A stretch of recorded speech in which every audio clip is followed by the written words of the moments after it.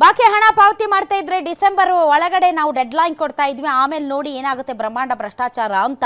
S, ನಿಮ್ಮದು ಅದೇ ಗೋಳಾಯ್ತಲ್ಲ ನಟರಾಜ್ ಗೌಡ್ರೆ. ನೀವೇನಾದರೂ ಹೊಸದಾಗಿ ಯಾವುದೇ ಕಮಿಷನ್ ಇಲ್ಲದೆ, ಭ್ರಷ್ಟಾಚಾರ ಇಲ್ಲದೆ, ಎಲ್ಲರನ್ನು ವಿಶ್ವಾಸಕ್ಕೆ ತಗೊಂಡು ಎಲ್ಲರನ್ನು ಸಂತೃಪ್ತಿಪಡಿಸಿ ಈ ಒಂದು ರಾಜ್ಯವನ್ನು ಸುಭಿಕ್ಷೆಯಾಗಿ ನಡೆಸ್ತೀರಿ ಅಂತ ನಾವು ಅನ್ಕೊಂಡ್ರೆ ಮತ್ತೆ ಅದೇ ಗುತ್ತಿಗೆದಾರರು ನಿಮ್ಮ ವಿರುದ್ಧ ಆರೋಪ ಮಾಡ್ತಾ ಇದ್ದಾರೆ.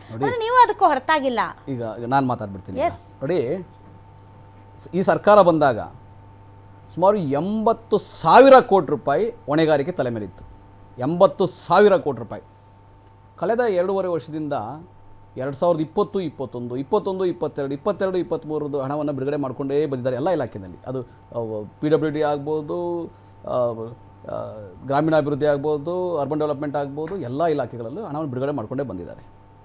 ಹೌದು, ಇನ್ನು ಹಣ ಬಿಡುಗಡೆ ಮಾಡಬೇಕು. ಸರ್ಕಾರ ಬಿಡುಗಡೆ ಮಾಡ್ತೀವಿ ಅಂತಲೇ ಹೇಳಿರೋದು. ಬಿಡುಗಡೆ 10%, 15%, 20% ಸೀನಿಯಾರಿಟಿ ಮೇಲೆ ನೋಡಿಕೊಂಡು ಎಲ್ಲ ಇಲಾಖೆಗಳು ಹಣ ಬಿಡುಗಡೆ ಮಾಡ್ಕೊಂಡೇ ಬಂದಿದ್ದಾರೆ, ಇಲ್ಲಿವರೆಗೂ ಮಾಡ್ಕೊಂಡು ಬಂದಿದ್ದಾರೆ. ಕರೆಕ್ಟು. ಇನ್ನು 30,000 ಕೋಟಿ ರೂಪಾಯಿ ಬಾಕಿ ಇದೆ. ಹೊಟ್ಟೆಗೆ ಅನ್ನ ಕೊಡದೆ ಕಂಬಳಿ ಹೊತ್ತಿಸ್ತೀನಿ ಅಂದ್ರೆ ಪಾಪ ಸತ್ತ ಹೋಗ್ಕಂಡ್ರಿ. ಕೇಳಿ, ಇಲ್ಲ ರಾಧವ್ರೆ, ಈಗ ನಾನು ಹೇಳ್ತೀನಲ್ಲ, ನೀವೊಂದು ಮಾತು ಕರೆಕ್ಟಾಗಿ ಹೇಳಿದ್ರಿ.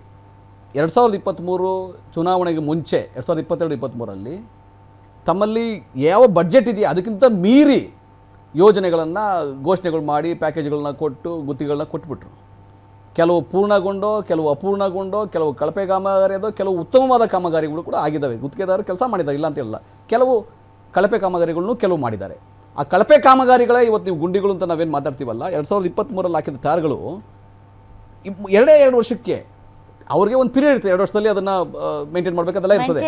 ಅದನ್ನು ಮೀರಿ ಟೆಂಡರ್ ಅಲ್ಲಿ ವಿತ್ ಮೇಂಟೆನೆನ್ಸ್ ಬಿಲ್ ಹಾಕಿನೇ ಟೆಂಡರ್ ಹಾಕೋದು. ಆಮೇಲೆ ಗುತ್ತಿಗೆದಾರ ನೋಡ್ರಿ, 2 ಭಾಗ ಇದೆ. ಒಂದು, ಅವ್ರಿಗೆ ಹಣ ಬಿಡುಗಡೆ ಮಾಡಬೇಕು, ಸರ್ಕಾರ ಬಿಡುಗಡೆ ಮಾಡ್ತಾ ಇದೆ, ಮಾಡುತ್ತೆ, ನಂಬರ್ 1.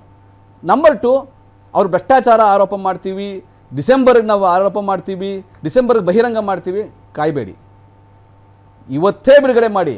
ನಿಮ್ಮ ಹಣ ಬಿಡುಗಡೆ ಮಾಡೋದಕ್ಕೆ ನಿಮ್ಗೆ ಅದಕ್ಕೆ ತೊಂದರೆ ಇಲ್ಲ. ಯಾಕಂದರೆ ಏನು 10%, 15%, 20% ಬಿಡುಗಡೆ ಮಾಡ್ತಾ ಇದ್ದಾರೆ, ಹಣವನ್ನು ಬಿಡುಗಡೆ ಮಾಡ್ತಾ ಇದ್ದಾರೆ ಸರ್ಕಾರ, ಅದು ಖಂಡಿತವಾಗಿ ಬಿಡುಗಡೆ ಮಾಡ್ತಾರೆ. ಅದಕ್ಕಾಗಿ ನಾವು ಈ ಥರ ಒಂದು ಗುಮ್ಮ ಇಟ್ಕೊಂಡಿದ್ದೀವಿ.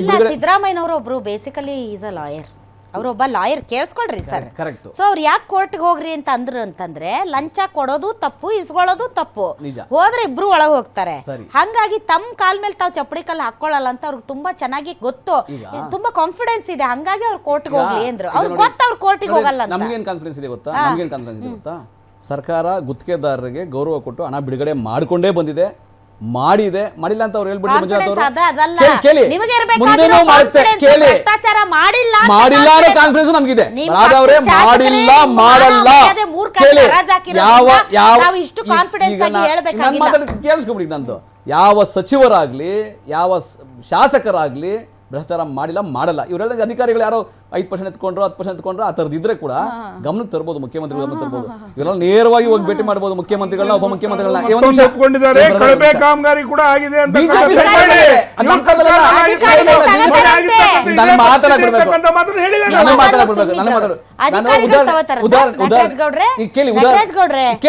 ಅಧಿಕಾರಿಗಳು 5% ನನಗೆ ಗೊತ್ತಿಲ್ಲ. ಅವ್ರು ಯಾರೋ ಅಧಿಕಾರಿಗಳು 5% ಅದನ್ನೇ ಕೇಳ್ರಿ. ಈಗ ಅವ್ರು ಯಾರೋ, ಈಗ ಆರ್ ನಗರ ವಿಧಾನಸಭಾ ಕ್ಷೇತ್ರದಲ್ಲಿ 120 ಕೆಲಸ, 120 ಕೋಟಿ ರೂಪಾಯಿ ಕೆಲಸ, 100 ಕೆಲಸನೇ ಆಗಿಲ್ಲ. 100 ಕೆಲಸ ಶೂನ್ಯ. ಅಂದ್ರೆ ಏನು ಆರ್ ನಗರ ಮಾತ್ರ ಕಾಣಿಸುತ್ತೆ.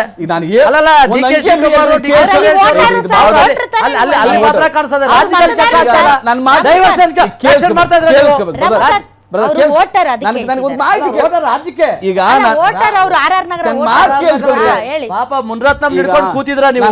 ರಾಜ್ಯ ಮಟ್ಟದಲ್ಲಿ ಹೇಳಿ, ರಾಜ್ಯದಲ್ಲಿ ಏನಾಗ್ತಾ ಇದೆ, ಯಾಕೆ ವಸೂಲಿ ಮಾಡ್ತಾ ಇದ್ರ? ATM ಸರ್ಕಾರ ನಿಮ್ದು ಎಲ್ಲ ಬೇರೆ ಎಲೆಕ್ಷನ್ ಕೂತಿರ್ತಕ್ಕಂಥವ್ರು ನೀವು. ಇವತ್ತು ದುಡ್ಡಿನ ಹಂಚಿಕೆ ಆಗ್ಲಿಲ್ಲ ಅಂದ್ರೆ ದುಡ್ಡು ಕೊಡಲ್ಲ ನೀವು. 5%, 10% ಕೊಡ್ತೀವಿ ಅಂದ್ರೆ ಎಷ್ಟು ಪರ್ಸೆಂಟ್ ಕೆಲಸ ಮಾಡಿದ್ರೆ ಕೊಡಿ. ಸರ್ಕಾರ ಲಾಸ್ಟ್ ಕೋಟ್ಯಾಂತರ ರೂಪಾಯಿ ದುಡ್ಡು ಮಾಡಿದ್ರು ಅಂತ ಹೇಳಿದ್ರಲ್ಲ ಸರ್. ಮಾತಾಡಕ್ ಬಿಡಿ, ನೀವು ಮಾತಾಡ್ಬೇಕು. ಈಗ ನಾನು ಸುಳ್ಳು ಮಾತು ಕಂಪ್ಲೀಟ್ ಮಾಡ್ಬಿಡ್ತೀನಿ. 120 ಕಾಮಗಾರಿಗಳಲ್ಲಿ 100 ಕಾಮಗಾರಿಗಳು ಮಾಡೇ ಇಲ್ಲ. ಕೆಲವು ಕಾಮಗಾರಿಗಳು ಅಪೂರ್ಣ, ಕೆಲವು ಕಾಮಗಾರಿಗಳು ಕಳಪೆ, ಒಂದು 3-4 ಕಾಮಗಾರಿಗಳು ಮಾತ್ರ ನೀಟಾಗಿ ಚೆನ್ನಾಗಿ ಮಾಡಿರುವಂಥದ್ದು. ಇದು ಒಂದು ವರದಿನೂ ಕೂಡ ಬಂತು ಇದಕ್ಕೆ. ಇದಕ್ಕೆ ಕ್ರಮ ಆಗಿ ಸುಮಾರು ಇಂಜಿನಿಯರ್ಗಳು ಅಲ್ಲಿಂದ ಸಸ್ಪೆಂಡು ಆದರು. ಈ ಥರ BJP ಸರ್ಕಾರದಲ್ಲಿ ಇದ್ದಾಗ 2022-23 ಬ್ರಹ್ಮಾಂಡ ಭ್ರಷ್ಟಾಚಾರ ಆಗಿ ಕರ್ನಾಟಕದ ಖಜಾನೆಯನ್ನು ಖಾಲಿ ಮಾಡಿ ಕಳಪೆ ಕಾಮಗಾರಿ ಮಾಡಿ ಹಾಳು ಮಾಡಿ ಹೋಗಿದ್ದಾರೆ. ಈಗ ರಿಪೇರಿ ಆಗ್ತದೆ. ಗುತ್ತಿಗೆದಾರರಿಗೆ ಹಣ ಬರಬೇಕಾಗಿದೆ. 33,000 ಕೋಟಿ ಕೇಳಪ್ಪ, 33,000 ಕೋಟಿ ಗುತ್ತಿಗೆದಾರರಿಗೆ ಹಣ ಬಿಡುಗಡೆ ಮಾಡಬೇಕಾದ್ರೆ ಕಡಿಮೆ ಅಮೌಂಟ್. ವಾಸ್ತವ ಕೆಲಸ ಮಾಡಿಲ್ಲ ಅಂದ್ರೆ ರಿಜೆಕ್ಟ್ ಮಾಡಿ. ಕಳೆದ ತಿಂಗಳು ಬಿಡುಗಡೆ ಆಗಿದೆ. ಈ ಬಜೆಟ್ ಅಲ್ಲೂ ಆದ್ಮೇಲೂ ಕೂಡ ಬಿಡುಗಡೆ ಆಗಿದೆ. ಲೋಕೋಪಯೋಗಿ ಇಲಾಖೆಯಲ್ಲಿ ಬಿಡುಗಡೆ ಆಗಿದೆ. RDPR ಇಲಾಖೆಯಲ್ಲಿ ಬಿಡುಗಡೆ ಆಗಿದೆ. ಕೇಳಿಗ ನಾನು RDPR ಗ್ಯಾರಂಟಿಗಳ ಕೊಡಕ್ಕೆ ನೀವು ಅದಕ್ಕೆ ಸಂಬಂಧ ಇಲ್ಲ. ಅದಕ್ಕೆ ಸಂಬಂಧ ಇಲ್ಲ. ಗುತ್ತಿಗೆದಾರರ ಪಾಪ ಎಲ್ಲಿಂದ ಕೊಡ್ತೀರಿ? ತುಂಬ ಖುಷಿ ಆಗ್ತಾ ಇದೆ. ಯಾಕೆಂದರೆ ಇವತ್ತು ಎಷ್ಟೋ ಜನ ಮಹಿಳೆಯರು ಹೇಳ್ತಾ ಇದ್ರು, ನನಗೆ PCOD ಪ್ರಾಬ್ಲಮ್ ಇತ್ತು ಸರ್, ಥೈರಾಯ್ಡ್ ಪ್ರಾಬ್ಲಮ್ ಇತ್ತು ಸರ್, ಆರಾಮಾಗಿ ನಾನು ಸಣ್ಣ ಆದೆ ಸರ್, ತುಂಬ ಥ್ಯಾಂಕ್ ಯು ಅಂತ ಎಷ್ಟೋ ಜನ ಹೇಳ್ತಾ ಇದ್ರು. ನಿಮಗೆ PCOD ಪ್ರಾಬ್ಲಮ್ ಇರಲಿ, ಥೈರಾಯ್ಡ್ ಪ್ರಾಬ್ಲಮ್ ಇರಲಿ, 100% ನೀವು ಸಣ್ಣ ಆಗಬೇಕು, ಆರೋಗ್ಯದಲ್ಲೂ ಸಮೇತ ತುಂಬ ಚೇತರಿಕೆ ಆಗಬೇಕು ಅಂದರೆ ಪ್ರತಿದಿನ ನಮ್ಮ ಜೀನಿ ಸ್ಲಿಮ್ನ ಯೂಸ್ ಮಾಡಿ. ಯಾಕೆಂದರೆ ಜೀನಿ ಸ್ಲಿಮ್ಮು ಒಂದು ಉತ್ತಮ ಆಹಾರ. ಗ್ಯಾರಂಟಿ ಯೋಜನೆಗಳಿಗೂ ಹಣ ಬಿಡುಗಡೆ ಆಗುತ್ತೆ, ಗುತ್ತಿಗೆದಾರರಿಗೂ ಹಣ ಬಿಡುಗಡೆ ಆಗುತ್ತೆ. ಆಮೇಲೆ ಕೇಳಿ, ಬಿಜೆಪಿ ಮಾಡ್ಕೊಂಡಿದ್ದಾರೆ. ಯಾಕೆಂತಂದ್ರೆ ಆಳುವ ಸರ್ಕಾರದ ಕೊರತೆಗಳು, ಆಳುವ ಸರ್ಕಾರದ ಈ ರೀತಿಯಾದಂತಹ ಕೆಲವೊಂದು ಏನ್ ಹೇಳ್ತಾರೆ ಇಕ್ಕಟ್ಟು, ಇವೆಲ್ಲ ರಾಜ್ಯದ ಮತದಾರರಾಗಿ ನಾವು ಅರ್ಥ ಮಾಡ್ಕೋತೀವಿ ಸರ್. ಪಾಪ ನೀವು ಗ್ಯಾರಂಟಿಗಳಿಗೆ ದುಡ್ಡು ಕೊಟ್ಟು ಬೇರೆದಕ್ಕೆ ಗುತ್ತಿಗೆದಾರರಿಗೆಲ್ಲ ಕೊಡೋದಕ್ಕೆ ದುಡ್ಡು ಕಡಿಮೆ ಇದೆ ಪಾಪ. ಕೊಟ್ಟಿದೀವಲ್ರಿ. 2.5 ವರ್ಷದಲ್ಲಿ 50,000 ಕೋಟಿ ರೂಪಾಯಿ ಹಣ ಬಿಡುಗಡೆ ಆಗಿದೆ. ನಾನು ಹೇಳ್ತೀನಿ 2.5 ವರ್ಷಗಳಲ್ಲಿ 50,000 ಕೋಟಿ ರೂಪಾಯಿ ಗುತ್ತಿಗೆದಾರರಿಗೆ ಹಣ ಬಿಡುಗಡೆ ಆಗಿದೆ. ಬಾಕಿ ಹಳೆದನೇ ಬಿಡುಗಡೆ ಆಗಿದೆ. ಖಂಡಿತವಾಗಿ ಬಿಡುಗಡೆ ಮಾಡಬೇಕಾಗಿದೆ. ಬಿಡುಗಡೆ ಮಾಡ್ತಾರೆ. ಮುಖ್ಯಮಂತ್ರಿಗಳು ಸಕಾರಾತ್ಮಕವಾಗಿ ಸ್ಪಂದಿಸಿದ್ದಾರೆ. ಉಪಮುಖ್ಯಮಂತ್ರಿಗಳು ಹೇಳಿದ್ದಾರೆ ಹಣ ಬಿಡುಗಡೆ ಮಾಡ್ತೀವಿ ಅಂತ ಹೇಳಿದ್ದಾರೆ. ಇವ್ರಿಗೆ ತಕ್ಷಣವೇ ಬಿಡುಗಡೆ ಮಾಡಿ ಅಂತ ಹೇಳ್ತಾ ಇರ್ಬೋದು. ಸೀನಿಯಾರಿಟಿ ಮೇಲೆ ನೀವು ಮಾಡೋ ಮಟ್ಟ ಪಾಪ ಅವ್ರು ಏನು ಮಾಡ್ಬೇಕು? ಅವರು ನಮ್ಮ ತರ ಮನುಷ್ಯರು ಬಿಡುಗಡೆ ಆಗುತ್ತೆ, ಬಿಡುಗಡೆ ಆಗಿದೆ. ತಕ್ಷಣಕ್ಕೆ ಈಗ ಅರ್ಥ ಆಗುತ್ತೆ. ತುಂಬಿಸ್ತಾರೆ ಪಾಪ, ನಿಮ್ ಬಾಕ್ಸನು ತುಂಬಿಸ್ತಾರೆ. ಒಬ್ಬ ಕಾಂಟ್ರಾಕ್ಟರ್ ಒಂದು ಕಾಂಟ್ರಾಕ್ಟ್ ತಗೊಂಡ್ರೆ ಸರ್ಕಾರದಿಂದ ಹಿಡಿದು ಆ ರೋಡಲ್ಲಿ ಕಸ ಹೊಡೆದು ಟಾರ್ ಹಾಕೋವರೆಗೂ ಬಹಳಷ್ಟು ಜನರ ಕೆಲಸನೂ ಕೊಡ್ತಾರೆ. ಕೊನೆಗೆ ಅವರೇ ದುಡ್ಡು ಇಲ್ದಂಗೆ ಬೀದಿ ಬೀದಿ ಅಲಿಯೋ ಪರಿಸ್ಥಿತಿ ನಿರ್ಮಾಣ ಆಗಿದೆ. ಹಿಂಗಾಗಿ ಒಂಥರ ಅಲಿಖಿತ ನಿಯಮ ಇದೆ, ಗುತ್ತಿಗೆದಾರರ ಮನಸ್ಸು ಯಾರು ನೋಯಿಸ್ತಾರೋ ಅವರು ಜಲ್ದಿ ಸರ್ಕಾರಗಳು ಬಿದ್ದೋಗ್ತವೆ ಅಂತ. ಆ ಶಾಪಕ್ಕೆ ನೀವು ಬಲಿಯಾಗಬಾರ್ದು. ಮಂಜುನಾಥ್ ಸರ್, ಇದು ಏನು 30,000 ಕೋಟಿ 33,000 ಕೋಟಿ 33,000 ಕೋಟಿ ಯಾವ್ಯಾವ ಇಲಾಖೆಯಲ್ಲಿ ಎಷ್ಟೆಷ್ಟು ಅಂತ ತಾವು ಹೇಳಿದ್ದೀರಾ? PWD one of the best ಅಂತ ಬೆಸ್ಟ್ ಅಂತ ತಾವು ಹೇಳ್ತಾ ರೈಟ್ ನಾವು ಈಗ ಏನು ಗೊತ್ತಾ, at the moment PWD among 8 departments ಏನಿದೆಯಲ್ಲ PWD best. Worst we can't say, will tell in the month of November. ಯಾಕೆ ನಿಮ್ಗೇನು ಭಯ? ನಾನು ಭಯ ಕ್ವಶನ್ ಅಲ್ಲಮ್ಮ. ಇದು ಪ್ರಾಬ್ಲಮ್ ಏನಾಗಿದೆ ಅಂದ್ರೆ ನಾವು 2.5 ವರ್ಷ ನಾವು ಮಾನ್ಯ ಮುಖ್ಯಮಂತ್ರಿಗಳ ಹತ್ರ ನಾವು ನಂಬಿಕೆ ಇಟ್ಟಿದ್ದೀವಿ, ಪೇಮೆಂಟ್ ಮಾಡ್ತಾರೆ ಅನ್ನೋ ಒಂದು ಭರವಸೆ ಇದೆ. ಸರ್ ಬೀದಿಗೆ ಬಂದವರು ಬಾವಿಗೆ ಬರ್ದೇ ಇರ್ತಾರ. ಹೌದು ಮೇಡಮ್ ಅವರೇ, ಪೇಮೆಂಟ್ ಮಾಡ್ತೀವಿ ಅಂತ ಒಂದು ಭರವಸೆ ಕೊಟ್ಟಿದ್ದಾರೆ. ಪೇಮೆಂಟ್ ಮಾಡ್ಲಿಕ್ಕೆ ಅದಕ್ಕೆ ಮೊನ್ನೆ ಫೋನ್ ಮಾಡಿ ಇದೆಲ್ಲ ಫ್ಲಡ್ ಎಲ್ಲ ಬಂದಿದೆ ಕಣ್ರಯ್ಯ, ನೆಕ್ಸ್ಟ್ ಇನ್ನೊಂದು ತಿಂಗಳು ವೆಯ್ಟ್ ಮಾಡಿ, ನಾನು ನಿಮ್ಗೆ ಏನಾದ್ರು ಒಂದು ಶಾರ್ಟಲ್ಲಿ ಕೊಡ್ತೀನಿ ಅಂತ ಹೇಳಿದ್ದಾರೆ. ಸೊ ಇವನ್ನೆಲ್ಲ ನಾವೇನಾಗಿದೆ ಅಂದರೆ ಇದು ತಾಳ್ಮೆ ಮುಗ್ದೋಗಿದೆ. ಅವ್ರು ಹೇಳ್ತಿರೋ ಕಟ್ಟುಕತೆಗಳು ಮುಗ್ದೋಗಿದೆ. ನಾವು ಸುಮಾರು ಸರಿ ಅವ್ರನ್ನ ಒಂದು 8 ಸರಿ ಭೇಟಿ ಮಾಡಿದ್ದೀವಿ, ಇನ್ನೂ ಇದಿಲ್ಲ. ನಮಗೆ ಈಗ ತಾಳ್ಮೆ ಇಲ್ಲ. ನಮಗೂ ಏನಾಗಿದೆ ಅಂದರೆ 1.25 ಲಕ್ಷ ಜನ ಕಾಂಟ್ರಾಕ್ಟರ್ಗಳು ನಮ್ಮನ್ನು ಕೇಳ್ತಾರೆ. ಇದೇನು ಹೇಳಿದ್ರಲ್ಲ ನೀವು, ಇದು 5 ಕೋಟಿ ಮೇಲೆ ಬಲ್ಕಾಗಿ ಕೊಡೋಂಗ ಇಲ್ಲ. ಹೌದು, 40-50 ಕೋಟಿ ಒಬ್ಬರೇ ಕಾಂಟ್ರಾಕ್ಟರ್ ಕೊಡ್ತಾ ಇದ್ರು. ಹೌದು. ಇನ್ನೂ ಒಂದು ಇಲಾಖೆ ಇನ್ನೂ ಒಂದು ಇಲಾಖೆ ಹೇಳ್ತೀನಿ ಕೇಳಿ. ಈಗ ಆ್ಯಕ್ಚುಲಿ ಏನಾಗಿದೆ ಅಂದರೆ ನಮ್ಮದು ಲೇಬರ್ ಡಿಪಾರ್ಟ್ಮೆಂಟ್ ಅಲ್ಲಿ ಅಧಿಕಾರಿಗಳೆಲ್ಲ ಸೇರ್ಕೊಂಡು ಏನು ಗೊತ್ತಾ, 784 ಕೋಟಿದು ಬರೀ 4 ಪ್ಯಾಕೇಜ್ ಮಾಡಿದ್ದಾರೆ. 210 4 ಪ್ಯಾಕೇಜ್ ಮಾಡಿದ್ದಾರೆ. ಯಾವ ಪ್ಯಾಕೇಜ್ಗೂ ನಾವು ಕರ್ನಾಟಕ ಕಾಂಟ್ರಾಕ್ಟರ್ಗಳು ಅದಕ್ಕೆ ಎಲಿಜಿಬಿಲಿಟಿ ಆಗೋದಿಲ್ಲ. ಯಾಕೆ? ಇದರ ಅರ್ಥ ಏನಿದು? ಯಾಕೆ ಇದರಲ್ಲಿ ಇವರು ಮಾನ್ಯ ಮುಖ್ಯಮಂತ್ರಿಗಳು ಅದಕ್ಕೆ ಒಪ್ಪಿಗೆ ಕೊಟ್ಟರು? ಕ್ಯಾಬಿನೆಟ್ ಕೊಡಬಾರ್ದಾಗಿತ್ತು. ಆಂಧ್ರ ಗುತ್ತಿಗೆದಾರರು ಸರ್, ಅದನ್ನ ತಿಳ್ಕೊಬೇಕು. ನಾವು ಯಾರು ಅದಕ್ಕೆ ಎಲಿಜಿಬಿಲಿಟಿ ಆಗೋದಿಲ್ಲ. ನೀವು ಒಪ್ಕೊಂತೀರಾ? ನೀವು ಇದನ್ನ ಯಾರು ಒಪ್ಕೊಂತೀರಾ ಹೇಳಿ ನೋಡೋಣ. ನಾವೇನ್ ಗೊತ್ತಾ, ಸೆಕ್ರೆಟರಿ ಹತ್ರ ಹೋಗಿ, CPO ಹತ್ರ ಹೋಗಿ, ಆಮೇಲೆ ಏನ್ ಗೊತ್ತಾ, ರೆಡಿ ದುಡ್ಡನ್ನ ಪ್ಯಾಕೇಜ್ ಮಾಡ್ತಾರೆ. 2-3 ವರ್ಷ ಕಾಯೋ ದುಡ್ಡನ್ನ ನಮ್ಮಂತರಿಗೆ ಕೊಡ್ತಾರೆ, ಅಮಾಯಕ ಗುತ್ತಿಗೆದಾರರಿಗೆ. ಅಧಿಕಾರಿಗಳು ಅಂತಾರಲ್ಲ, ಅಧಿಕಾರಿಗಳ ಸರ್ಕಾರ ನಡೆಸ್ತಾ ಇರೋದು ಅಥವಾ ನಾವು ಚುನಾಯಿಸಿದ ಮೊನ್ನೆ ಕಾರ್ಮಿಕ ಸಚಿವರು ನಾವು ಕೇಳಿದಂಥ ಸಂದರ್ಭದಲ್ಲಿ ಅವ್ರು ಅದೇ ಹೇಳಿದರು, Manjunath directly you should not talk to minister, you better to go and contact that secretary ಅಂತ ಹೇಳಿದರು. ಅಂದರೆ ಸೆಕ್ರೆಟರಿ ಗೊತ್ತಿಲ್ಲದಲೇ, ಮಿನಿಸ್ಟ್ರಿಗೆ ಗೊತ್ತಿಲ್ಲದಲೇ ಅದನ್ನು ಪ್ಯಾಕೇಜ್ ಮಾಡ್ಲಿಕ್ಕೆ ಸಾಧ್ಯನಾ?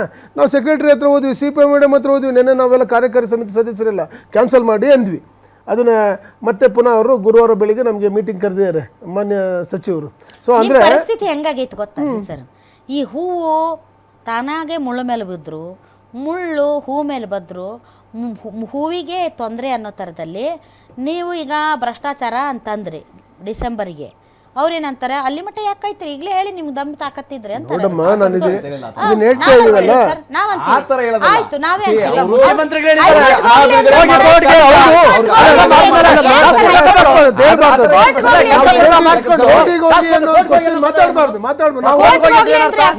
ಮುಖ್ಯಮಂತ್ರಿಗಳಿಂದ ಆರೋಪ ಬಂದ್ರೆ ಈಗ ನೀವು ಆರೋಪ ಮಾಡಿದ್ರೆ